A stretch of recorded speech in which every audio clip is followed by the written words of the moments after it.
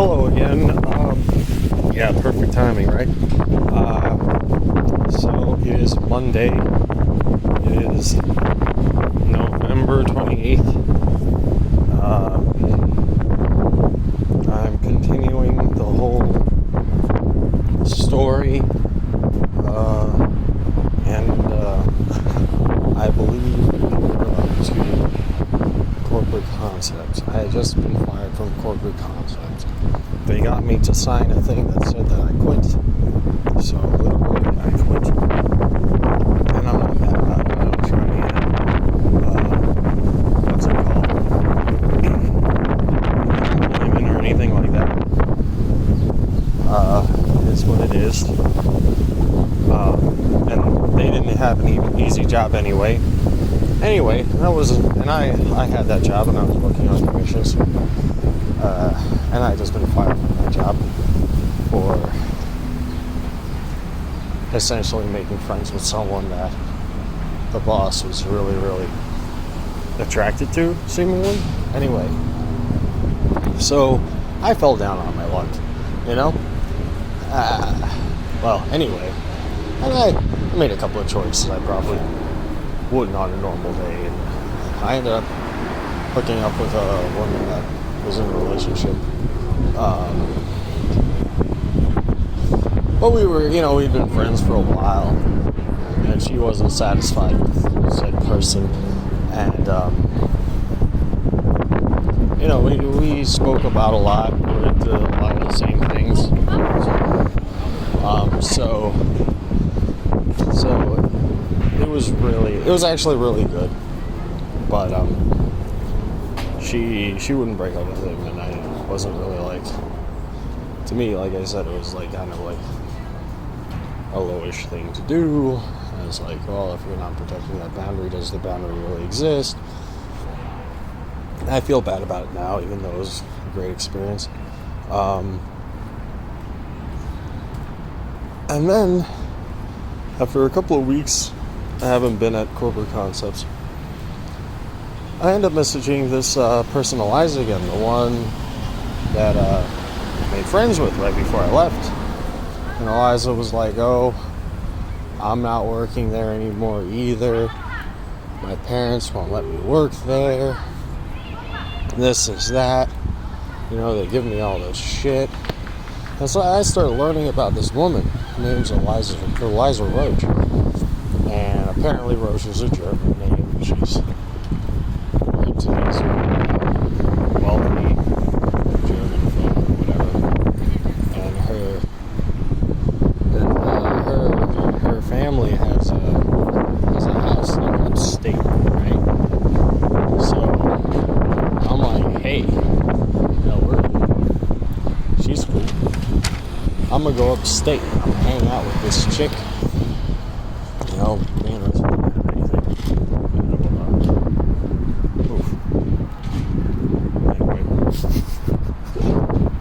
Me and this person I'm with don't have anything committal going on. She's literally going out with someone. So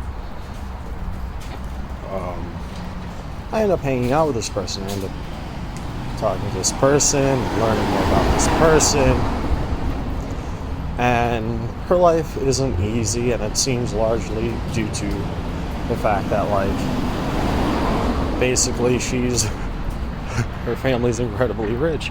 So oddly enough, everything is very high pressure. Her parents are really high pressure and really judgmental, and so apparently she was more on drugs when she was younger, and you could see it a little bit in her face, a little bit.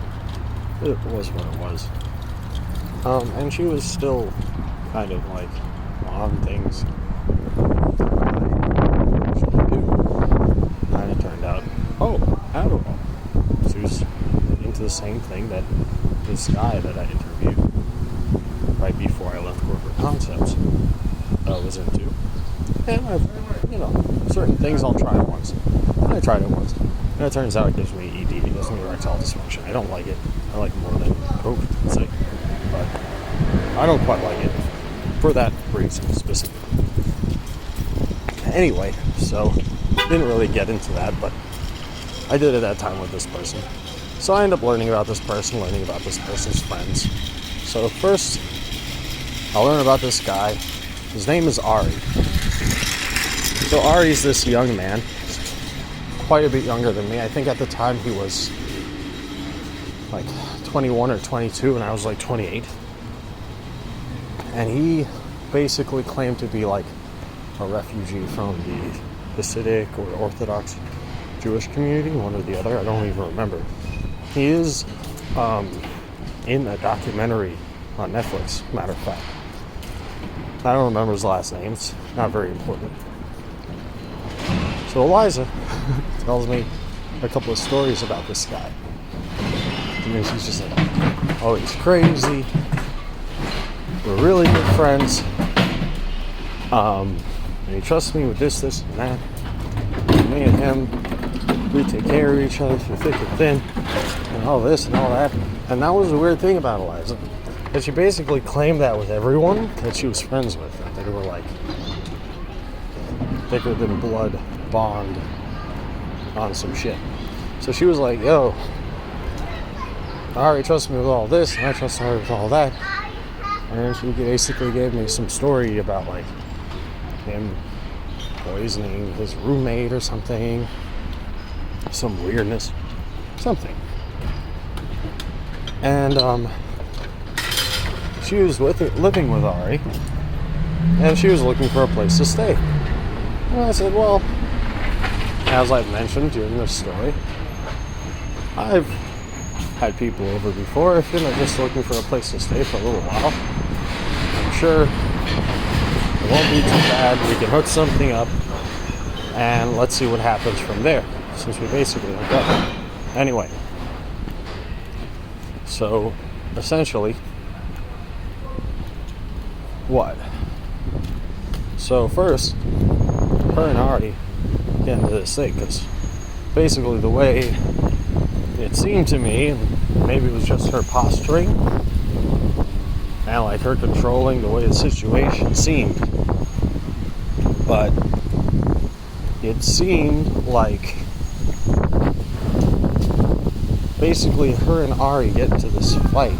Yeah, okay. So first, I hang out with her upstate. She's got a pool, she's got all this, she's got all that. We don't really get in the pool. The temperature wasn't right in the pool. We hang out, and I wake up the next morning, and I just hear her say, did you see the Mexican garment? And for some reason, she felt the need to say that. I was like, no. I was like, that is my parents' Mexican garden, and he's weird sometimes. Don't worry about it. I was like, huh? I didn't see anything. I mean, I guess I might have heard something, you know. Okay. So, I was sleeping. Nobody bothered me.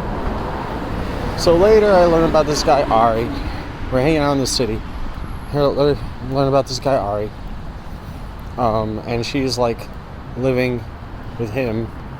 And she's freaking out because she's saying this guy's crazy and possessive, even though she loves him. And I'm like, what?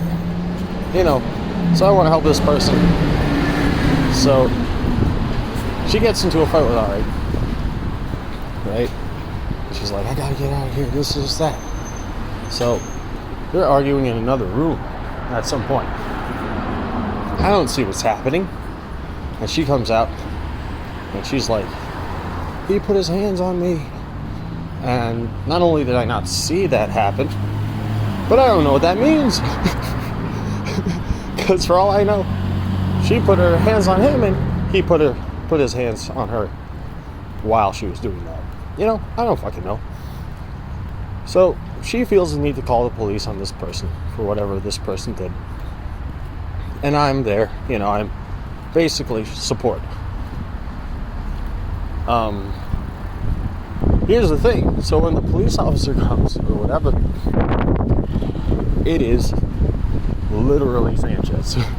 Now, I did not know who this person was at the time. I have no idea. But Christopher Sanchez, okay? So I had no idea. I had no idea who this person was.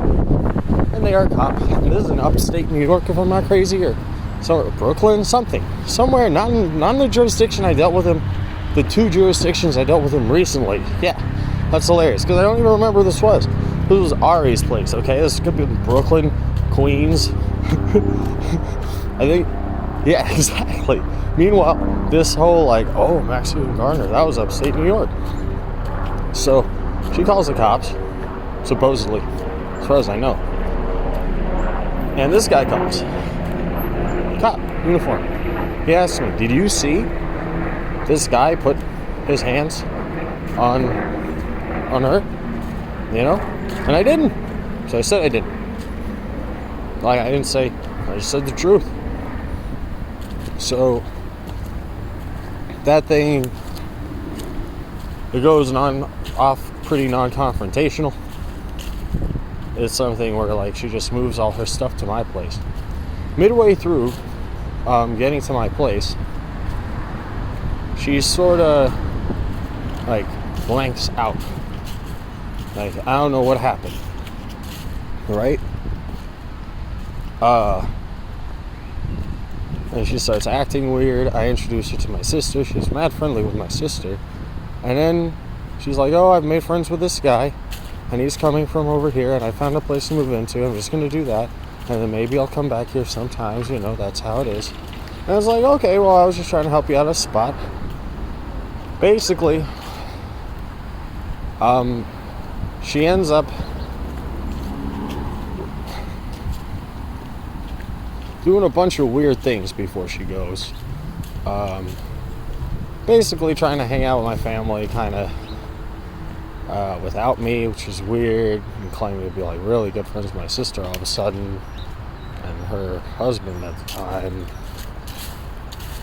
And then when I'm like, you know, this is getting like a little weird, you know, she's like, okay, fuck it, right? I'm coming from my stuff at this and this time. Please be awake. I was sleeping. Apparently. Eliza. Fuck it. So, first off,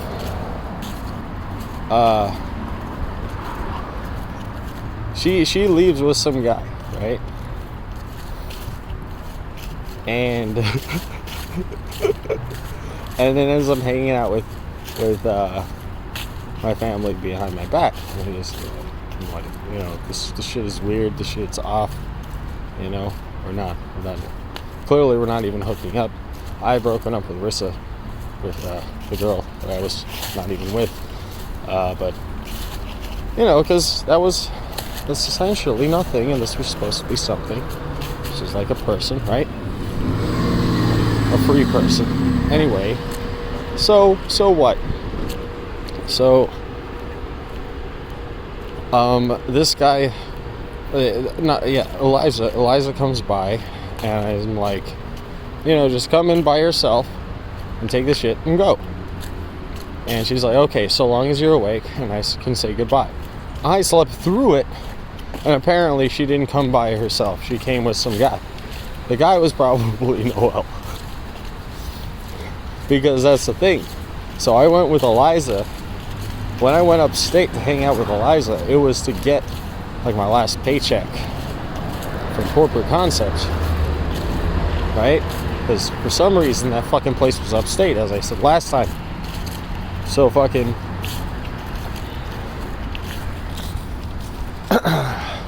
I kind of like showed up to my old boss. I was like, look, I'm with the woman that you were attracted to, and you know, I guess I made the sale, ha ha ha. And then he wanted to come, I guess, since I was the guy that I was like, you brought up drugs on the job, you can't have the job. On the job interview, you can't have the job. He wanted to come by and be like, ha, I guess I made the sale, ha ha ha. But I was sleeping, and I never saw the guy. And they just kind of took her shit away in trash bags.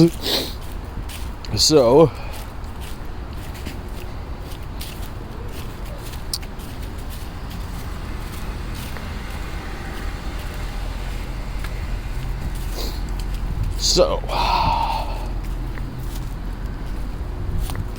yeah, that's kind of about it for that. Not long afterwards, I end up going back to Malta, and Stacy's kind of like still pining after me. And I'll get to that next time. Thanks for dealing with me as always. If I offended anyone, as always, it is what it is. Thanks for having me. There's a squirrel over there, see? We got squirrels. Everything's fine. I'm gonna press all the charges on the pedos. Goddamn Antifa. My goddamn ceiling.